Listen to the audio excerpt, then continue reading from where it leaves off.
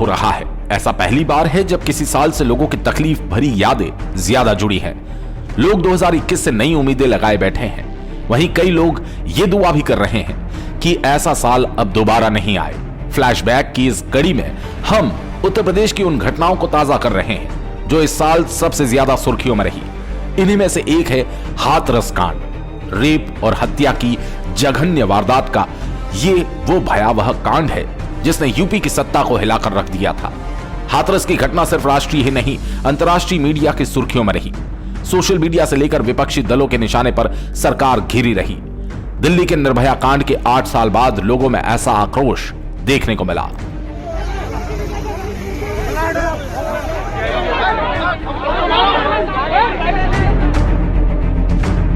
ये क्या चल रहा है, इतना बस बता दीजिए सर, बस इतना सा मुझे बता दीजिए। हाथरस के बुलगढ़ी गांव में 14 सितंबर 2020 की दोपहर पीड़िता अपनी मां और भाई के साथ खेतों में काम कर रही थी। परिजनों ने जो बयान दिया उसके मुताबिक पीड़िता का भाई घास के एक बंडल के साथ घर लौट आया, जबकि पीड़िता अपनी मां के साथ खेत में रही। परिजनों के बताए गए घटनाक्रम के तहत 5 लोगों ने पीछे से पीड़िता पर हमला कर उसका अपहरण किया। कुछ देर बाद जब मां उसे तलाशते हुए कुछ दूर गई तो पीड़ित लड़की खेत में बेहोशी की हालत में मिली। उसे इलाज के लिए पहले सामुदायिक स्वास्थ्य केंद्र, फिर अलीगढ़ मेडिकल कॉलेज और बाद में दिल्ली के सफदरगंज अस्पताल ले जाया गया, जहां 14 दिनों तक जिंदगी की जंग लड़ने के बाद 29 सितंबर को आखिरकार उसने दम तोड़ दिया। पीड़िता से रेप की वारदात के बाद उसकी रीढ़ की हड्डी तोड़ने और जीभ काट लेने जैसी बातें भी सामने आई, जिसका पुलिस ने खंडन किया।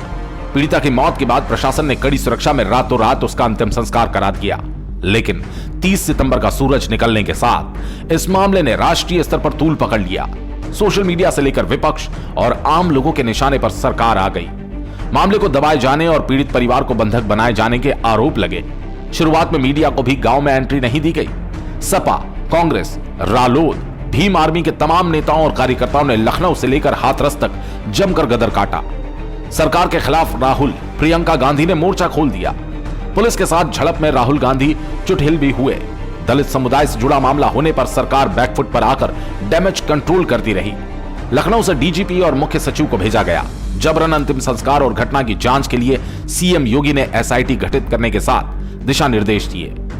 एसपी, सीओ, थानेदार और चौकी इंचार्ज को हटा दिया गया। सरकार ने 10 लाख के मुआवजे की घोषणा की, जिसे बाद में बढ़ाकर 25 लाख कर दिया गया। हाथरस मामले में नया मोड़ तब आया जब पुलिस ने मेडिकल रिपोर्ट का हवाला देते हुए रेप की बात को ही नकार दिया।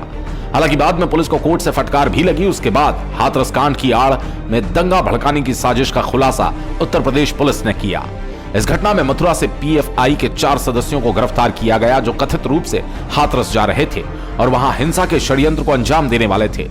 50 लाख का लालच देकर पीड़ित परिवार से झूठ बोलने का मामला भी दर्ज किया गया। मुख्यमंत्री योगी आदित्यनाथ ने सख्त तेवर दिखाते हुए कहा कि न केवल देश और प्रदेश में जाति और सांप्रदायिक दंगे फैलाने की साजिश रची जा रही है, बल्कि इसके लिए विदेश से फंडिंग भी हो रही है। इस बीच जेल से गैंगरेप के एक आरोपी का पत्र सामने आया, जिसमें उसने खुद को निर्दोष बताया। उसने पीड़िता के साथ प्रेम संबंध होने और पीड़िता के परिजनों द्वारा फंसाए जाने की बात कही। इस मामले में सवर्णों की भी महापंचायत हुई और लोग आरोपियों के पक्ष में लामबंद भी हुए। हाथरस मामले में जारी सामाजिक और सियासी घटनाक्रम को देखते हुए सुप्रीम कोर्ट ने भी इस मामले में संज्ञान लिया और सरकार से रिपोर्ट मांगी। इधर विपक्ष और लोगों के बढ़ते दबाव को देखते हुए योगी सरकार ने 10 अक्टूबर को घटना की जांच सीबीआई को सौंप दी। सीबीआई के हाथ में केस आने के बाद यह मामला शांत होना शुरू हुआ, लेकिन करीब 15 दिन तक सरकार की सांसें इस मामले पर अटकी रही। मामले में अभी भी सीबीआई की जांच जारी है। केस के 4 आरोपी जेल में हैं। अगले साल 2021 में 27 जनवरी को सीबीआई हाईकोर्ट में अपनी रिपोर्ट सबमिट करेगी। सभी पक्षों को उम्मीद है कि नया साल उनके लिए न्याय लेकर आएगा।